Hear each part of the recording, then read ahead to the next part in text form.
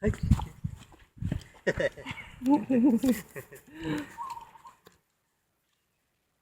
Ganito po sa amin dito sa Bohol. Pakalayo talaga. Araw-araw namin itong ginagawa. Hirap. Hindi yung mayaman.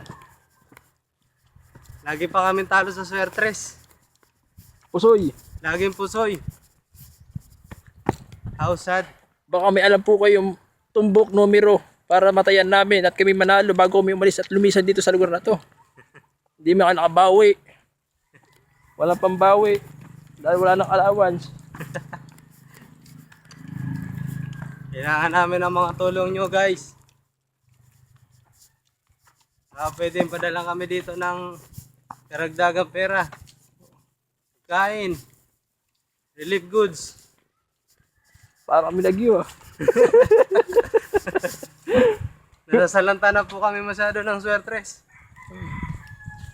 Panawagan po namin lahat yun. Ang hirap dito sa aming pinuntahan. Nawagan po kami sa lokal na pamahalaan at sa lokal official ng aming kumpanya. Nadagdagan naman ng aming allowance gawing 150 man lang. Napakahirap eh. Sa pagpapanood nyo po sa bidyong to, maraming salamat po. Pagpalain sa anak ko kayo. Nang masamang espiritu.